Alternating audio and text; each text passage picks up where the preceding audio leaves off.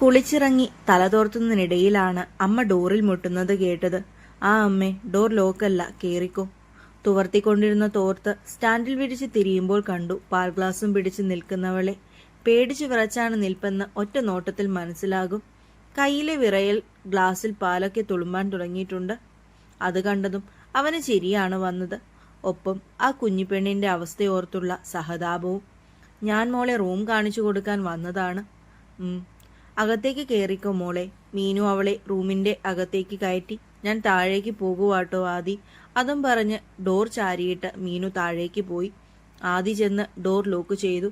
അത് കണ്ടതും ജാനിയുടെ കണ്ണുകൾ മിഴിഞ്ഞു. അയ്യോ, ഇതിനാ ഡോർ ലോക്ക് ചെയ്തേ? എന്നെയും കൂട്ടിക്കൊണ്ട് പൊക്കൂടായിരുന്നോ അമ്മേ? ജാനി ഓരോന്നും ചിന്തിച്ചുകൊണ്ട് അവിടെ തന്നെ തറഞ്ഞു നിന്നു. അവൾ റൂം മൊത്തം കണ്ണുകൾ ഓടിച്ചു. നല്ല വലിപ്പമുള്ള മുറിയാണ്. റൂമിന്റെ ഒരു സൈഡ് മുഴുവൻ വാർഡ്രോബാണ്. വലിയ കട്ടിലും ഡ്രസ്സിംഗ് ഏരിയയും അറ്റാച്ച്ഡ് ബാത്റൂമും എല്ലാം ഉണ്ട്. അവളുടെ കണ്ണുകൾ പിന്നീട് മുന്നിലായി വന്നു നിൽക്കുന്ന ആദിയിലേക്കായി. ഒരു ട്രാക്ക് പാൻറ്റും ടീഷർട്ടുമാണ് വേഷം. കുളിച്ചിറങ്ങിയതിനാൽ മുടിയിലൂടെ വെള്ളം ഇറ്റു വീഴുന്നുണ്ട്. അവ ചെന്നിയിലൂടെ ഒഴുകി ആദംസാപ്പിളിലൂടെ താഴേക്കിറങ്ങി. ജാനിയുടെ കണ്ണുകൾ അത് പിന്തുടർന്നു. ആദ്യം മുരടനക്കിയതും അവൾ വേഗം നോട്ടം അവന്റെ മുഖത്തേക്ക് മാറ്റി. പാൽ. കയ്യിലിരുന്ന ഗ്ലാസ് ഓർമ്മ വന്നതും അവൾ അവനോട് പറഞ്ഞു. ആദി അവളുടെ കയ്യിൽ നിന്നും ഗ്ലാസ് വാങ്ങി അടുത്തുള്ള ടേബിളിലേക്ക് വെച്ചിട്ട് അവളെ മൊത്തത്തിലൊന്ന് നോക്കി. സാരിയാണ് വേഷം. മുല്ലപ്പൂവും ആഭരണങ്ങളും എല്ലാം ഇട്ടുകൊണ്ടാണ് നിൽക്കുന്നത്. ആകെ വാടി തളർന്നിട്ടുണ്ട്. ഫ്രഷ് ആവണ്ടേ? ആദി ചോദിച്ചതും അവൾ വേഗം തലയാട്ടി. കാരണം രാവിലെ തൊട്ടുള്ള അലച്ചിലിൽ അവൾ അത്രമേൽ ക്ഷീണിച്ചിട്ടുണ്ടായിരുന്നു. ജാൻവിക്ക് വേണ്ട ഡ്രസ്സൊക്കെ വാർഡ്രോബിന്റെ ലെഫ്റ്റ് സൈഡിലുണ്ട്. അവൻ അവളെ കൈ കാട്ടി അങ്ങോട്ടേക്ക് വിളിച്ചു. ജാനി അടുത്തേക്ക് ചെന്ന് നോക്കി. ശരിയാണ്, ഒരു സൈഡ് മുഴുവൻ അവൾക്കുള്ള ഡ്രസ്സ് കൊണ്ട് നിറഞ്ഞിരിക്കുകയാണ്.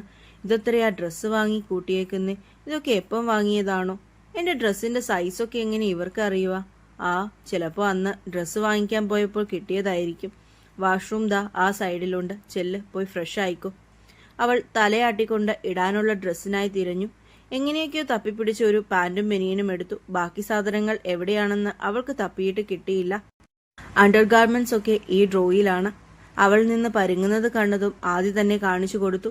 ജാനി ഒരു ചമ്മലോടെ വേഗം അതെടുത്ത് ഡ്രോ ക്ലോസ് ചെയ്തു. തോർത്തു വേണ്ടേ? ആദ്യം ഒരു തോർത്തെടുത്ത് കൊടുത്തതും അതും വാങ്ങി ജാനി ബാത്റൂമിലേക്ക് കയറി ഡോർ അടച്ചു. അവൾ നെഞ്ചിലേക്ക് കൈയെടുത്ത് വെച്ച് ക്രമാതീതമായി മിടിക്കുന്ന ഹൃദയത്തെ വരുതിയിലാക്കാൻ ശ്രമിച്ചു. നാണക്കേട്. സാർ എന്ത് വിചാരിച്ചു കാണും? ജാനി ബാത്റൂമിനുള്ളിലെ മിററിലൂടെ നോക്കിക്കൊണ്ട് തലയിലെ മുല്ലപ്പൂ അഴിച്ച് മുടി മുകളിലേക്ക് ഉയർത്തിക്കെട്ടി. മാലയും വളയുമെല്ലാം അഴിച്ച് വാഷ് ബേസിന്റെ കൗണ്ടറിലേക്ക് വെച്ചു. സാരിയുടെ മുന്താണി കുത്തിയ പിന്നഴിച്ച് ബ്ലൗസിന്റെ ഹുക്ക് തപ്പിയപ്പോഴാണ് അവൾ ആ നഗ്നസത്യം മനസ്സിലാക്കിയത്. ഹുക്ക് മുഴുവൻ ബാക്കിലാണ്. തിരിഞ്ഞു നിന്ന് മിററിലേക്ക് നോക്കി. താഴത്തെ 2 ഹുക്ക് അഴിക്കാൻ മാത്രമേ അവൾക്ക് പറ്റിയുള്ളൂ. ബാക്കിയുള്ളവ എങ്ങനെയൊക്കെ നോക്കിയിട്ടും അവൾക്ക് അഴിക്കാൻ സാധിച്ചില്ല. ഏത് തെണ്ടിയാണോ ഹുക്ക് പുറകിൽ പിടിപ്പിച്ച്? ഇനിയിപ്പോ എന്താ ചെയ്യുക? ആദി സാറിനോട് പറഞ്ഞിട്ട് അമ്മേനെ വിളിപ്പിക്കാം. അല്ലാണ്ട് എത്ര നേരമാ ഇതിനുള്ളിൽ ഇങ്ങനെ നിൽക്കുന്നേ? അവസാനം രണ്ടും കൽപ്പിച്ച് ഡോർ പയ്യെ തുറന്ന് തലയിട്ട് പുറത്തേക്ക് നോക്കി. ആദി ബെഡിലിരിക്കുന്നുണ്ട്. സാർ. പക്ഷെ കാറ്റുപോലെ ആ ശബ്ദം പുറത്തേക്ക് വന്നുള്ളൂ. സാർ. അവൾ കുറച്ചുകൂടി ഉച്ചത്തിൽ വിളിച്ചു. കട്ടിലിന്റെ ഹെഡ് ബോർഡിലേക്ക് ചാരിയിരുന്ന് ഫോണിൽ വന്ന വിഷസൊക്കെ റിപ്ലൈ കൊടുക്കുകയായിരുന്നു ആദി. ജാനിയുടെ വിളി കേട്ടതും അവൻ തലയുയർത്തി നോക്കി. എന്നാൽ റൂമിലൊന്നും ജാനിയെ കാണാൻ സാധിച്ചില്ല. തോന്നിയതായിരിക്കുമെന്ന് വിചാരിച്ച് പിന്നെയും ഫോണിലേക്ക് നോക്കി. സാർ, ഇവിടെ. വീണ്ടും ശബ്ദം കേട്ട് നോക്കിയപ്പോഴാണ് ബാത്റൂമിൽ നിന്നും ഒരു കുഞ്ഞിത്തല പുറത്തേക്ക് കണ്ടത്. അത് കണ്ടതും അവൻ അറിയാതൊന്ന് ചിരിച്ചുപോയി. എന്താ അവിടെ തന്നെ നിൽക്കുന്നത്? ആദി ചിരി മറച്ചു പിടിച്ചുകൊണ്ട് അവളോട് ചോദിച്ചു. സാർ, അമ്മേനെ ഒന്ന് വിളിക്കുമോ? എന്തുപറ്റി? ഒന്നുമില്ല, അവൾ ചാടി കയറി പറഞ്ഞു. അവൻ സംശയം തോന്നി കട്ടിലിൽ നിന്നും എഴുന്നേറ്റ് അവളുടെ അടുത്തേക്ക് നടന്നു. അയ്യോ സാറേ, ഇങ്ങോട്ട് വരല്ലേ. ജാനിയുടെ നെഞ്ച് ശക്തിയിൽ മിടിച്ചു. അവളുടെ അലർച്ചയിൽ ആദ്യമൊന്ന് ഞെട്ടിപ്പോയി. നിനക്കെന്താ പറ്റിയത് ജാൻവി? അവന്റെ മുഖം ഗൗരവത്തിലായതും അവളൊന്ന് പതറി. ഞാനിതെങ്ങനെയാ പറയുക? അവൾ അവിടെ നിന്ന് താളം ചവിട്ടാൻ തുടങ്ങി. Are you okay? അവളുടെ മറുപടി കിട്ടാതായതും അവൻ വീണ്ടും എടുത്തു ചോദിച്ചു. അത് പിന്നെ ഹുക്ക് അഴിക്കാൻ പറ്റുന്നില്ല. വാട്ട്? അവൾ പറഞ്ഞത് മനസ്സിലാകാഞ്ഞതും അവന്റെ മുഖം സംശയത്താൽ ചുളിഞ്ഞു. ബ്ലൗസിന്റെ ഹുക്ക് അഴിക്കാൻ പറ്റുന്നില്ല, അവൾ ഒരുവിധം പറഞ്ഞൊപ്പിച്ചു. അത് കേട്ടതും അവന്റെ കണ്ണൊന്നു മിഴിഞ്ഞു. അമ്മേനെ ഒന്ന് വിളിക്കുവോ? അവൾ നിന്ന് കെഞ്ചുന്നത് കണ്ടതും അവൻ അവളോട് പാവം തോന്നിപ്പോയി. അമ്മ ഇപ്പോൾ കിടന്നുറങ്ങിയിട്ടുണ്ടാവും ജാൻവി, ടൈം കുറേ ആയില്ലേ? ആദി ക്ലോക്കിലേക്ക് നോക്കിക്കൊണ്ട് പറഞ്ഞു. ഞാൻ അഴിച്ചു തരാം. വേണ്ട, I won't look, I will close my eyes, okay? Jani അവളുടെ സാരിയിൽ തെരുപിടിച്ചു. അവളിൽ പിന്നെയും പരിഭ്രമത്താൽ വിയർപ്പ് തുള്ളികൾ പൊടിഞ്ഞു. അവൻ എന്തുത്തരം നൽകണമെന്നറിയാതെ അവൾ ഉഴറി. ക്യാനായി? അവൾ ഉറപ്പില്ലാതെ മൂളി. ആദ്യ ചെന്ന് ബാത്റൂമിന്റെ ഡോർ മലർക്കെ തുറന്നതും അത് പ്രതീക്ഷിക്കാതിരുന്ന ജാനി നിലത്ത് കിടന്നിരുന്ന സാരി തലപ്പെടുത്ത് തോളിലേക്കിട്ട് മിഴിഞ്ഞ കണ്ണാലെ അവനെ നോക്കി. സോറി. അവൻ ജാള്യത മറക്കാനെന്നോണം കൈ ഉയർത്തി പുരികം ചൊറിഞ്ഞു. തിരിഞ്ഞു നിൽക്ക്. ആദ്യ പറഞ്ഞതും ജാനി മടിച്ച് തിരിഞ്ഞു നിന്നു. അവളുടെ വെളുത്തു തൊടുത്ത പുറംഭാഗം കണ്ണുകളിലുടക്കിയതും ആദ്യമൊന്ന് ഉമിനീരിറക്കിപ്പോയി. മുടിയുയർത്തി നെറുകിൽ കെട്ടിയിരുന്നതിനാൽ കഴുത്തുമുതൽ പുറം അനാവൃതമാണ്. പിൻഭാഗം ഇറക്കി വെട്ടിയ ബ്ലൗസിന്റെ മുകളിലത്തെ 2 ഹുക്ക് മാത്രമേ കൊളുത്തിയിരുന്നുള്ളൂ. ബാക്കി അഴിച്ചിട്ടാണുള്ളത്. അവൻ വേഗം കണ്ണുകൾ ഇറുകെ പൂട്ടി. Don't look Adi, don't look, you have to control yourself, അവൻ മനസ്സിൽ ഉരുവിട്ടുകൊണ്ടിരുന്നു. സർ. ആദിയുടെ അനക്കമൊന്നും കാണാതായതും ജാനി ഒരു സംശയത്തോടെ അവനെ വിളിച്ചു. ഞാൻ അഴിക്കുക. അവൻ വേഗം തന്നെ കൈയെടുത്ത് തപ്പിപ്പിടിച്ച് ഒരു വിധത്തിൽ ഹുക്ക് അഴിച്ചെടുത്തു. ജാനി അപ്പോൾ തന്നെ തിരിഞ്ഞ് ഭിത്തിയിലേക്ക് ചാരി നിന്നു. അവളുടെ മിഴികൾ വെപ്രാളത്തോടെ പിടഞ്ഞു. പെട്ടെന്ന് ബോധം വീണ്ടെടുത്തതുപോലെ ആദി ബാത്റൂമിൽ നിന്ന് പുറത്തേക്കിറങ്ങി. അവൻ പോയിട്ടും ജാനി കുറച്ചു നേരം കൂടി അങ്ങനെ തന്നെ നിന്നുപോയി.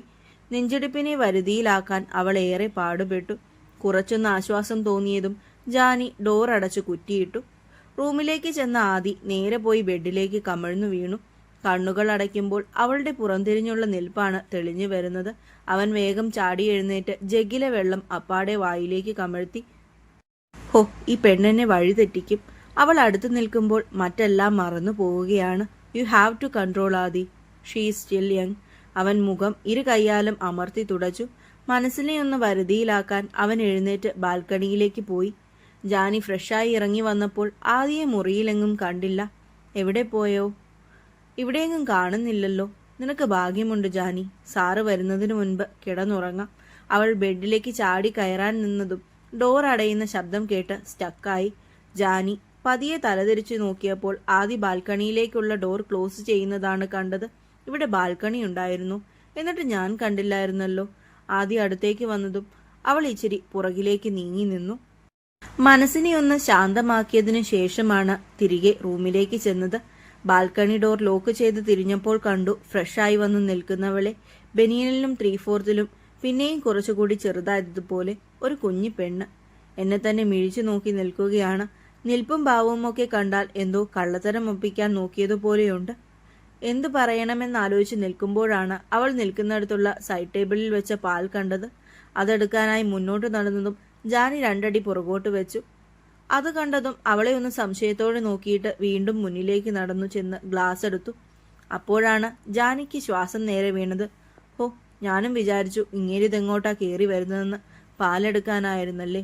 അയ്യോ, പാൽ. സാറെന്തിനാ ഇപ്പോൾ പാലെടുത്തത്? ഇനി ടിവിയിലൊക്കെ കാണുന്ന പോലെ ഫസ്റ്റ് നൈറ്റ് നടത്താനാണോ? അമ്മേ, എങ്ങോട്ടെങ്കിലും പോയി ഒളിക്കാൻ പോലും ഒരു സ്ഥലം കാണുന്നില്ലല്ലോ. ഓരോന്നാലോചിക്കുന്നോറും അവൾക്കുള്ളിൽ പേടി നിറഞ്ഞു വന്നു. പേടിച്ചിപ്പോൾ കരയുമെന്ന അവസ്ഥയായി. ദാ. ആദ്യ പാൽ ഗ്ലാസ് അവൾക്ക് നേരെ നീട്ടി. വേണ്ട. അവൾ തല 2 സൈഡിലേക്കും ആട്ടിക്കൊണ്ടിരുന്നു. പാൽ ഇഷ്ടമല്ലേ? ഇഷ്ടമാ. എന്നാൽ കുടിക്ക്. എനിക്ക് പേടിയാകുക. അപ്പോഴേക്കും ജാനിയുടെ കണ്ണൊക്കെ നിറഞ്ഞു വന്നു. തല കുനിച്ചു നിന്നിരുന്നതിനാൽ ആദ്യം അവളുടെ നിറഞ്ഞ കണ്ണുകൾ കണ്ടിരുന്നില്ല. എന്തിന്? അവൻ സംശയത്താൽ ചുളിഞ്ഞ മുഖത്തോടെ ചോദിച്ചു. എന്നാൽ ജാനി അതിന് മറുപടിയൊന്നും കൊടുത്തില്ല. അവളിൽ നിന്ന് പ്രതികരണമൊന്നും ഇല്ലാഞ്ഞതും ജാനിയുടെ മുഖത്തേക്ക് സൂക്ഷിച്ചു നോക്കിയപ്പോഴാണ് കവളിലൂടെ ഒഴുകിയിറങ്ങുന്ന കണ്ണുനീർ കണ്ടത്. അവൻ വേഗം കയ്യിലിരുന്ന ഗ്ലാസ് ടേബിളിലേക്ക് തന്നെ തിരികെ വെച്ച് അവളുടെ ഷോൾഡറിൽ പിടിച്ച് ബെഡിലേക്ക് ഇരുത്തി. അപ്പോഴും അവൾ എന്തിനാണ് കരഞ്ഞതെന്ന് മാത്രം അവന് മനസ്സിലായില്ല. ജാൻവി, എന്തുപറ്റി? എന്തിനാ കരയുന്നേ? അത്രയും നേരം ഒരു കുഴപ്പവുമില്ലാതിരുന്നവൾ പെട്ടെന്ന് കരഞ്ഞപ്പോൾ അവനും ഒന്ന് ഭയന്നു പോയിരുന്നു. പിന്നെയും കുറച്ചു സമയം വേണ്ടി വന്നു കാര്യങ്ങൾ മനസ്സിലാക്കാൻ. അവൾ എന്തിനാണ് കരഞ്ഞതെന്നുള്ള ഒരു ഊഹം കിട്ടിയപ്പോൾ അവൻ തലയ്ക്ക് കൈ കൊടുത്തു പോയി. ഷോ, ഈ പെണ്ണിതെന്തൊക്കെയാണോ ആലോചിച്ചു കൂട്ടിയിരിക്കുന്നേ. ഞാൻ എങ്ങനെ ഇവളെ പറഞ്ഞ് മനസ്സിലാക്കിയെടുക്കും? അവൻ മനസ്സിൽ പല വഴികളും തിരഞ്ഞു. ഒടുവിൽ എന്തോ തീരുമാനിച്ചുറപ്പിച്ചതുപോലെ അവൻ അവളുടെ അടുത്തേക്കിരുന്നു. Janvi, look at me. Look, നീ ഇപ്പോൾ എന്താ ആലോചിച്ചു കൂട്ടുന്നതെന്ന് എനിക്ക് മനസ്സിലായി. But you don't need to worry, okay? ഞാൻ പറയുന്നത് മനസ്സിലാവുന്നുണ്ടോ? ജാനി നോക്കാഞ്ഞതും ആദ്യം അവളുടെ താടുത്തുമ്പിൽ പിടിച്ച് മുഖമുയർത്തി. അവൾ പിടയ്ക്കുന്ന മിഴിയാലെ അവനെ നോക്കി.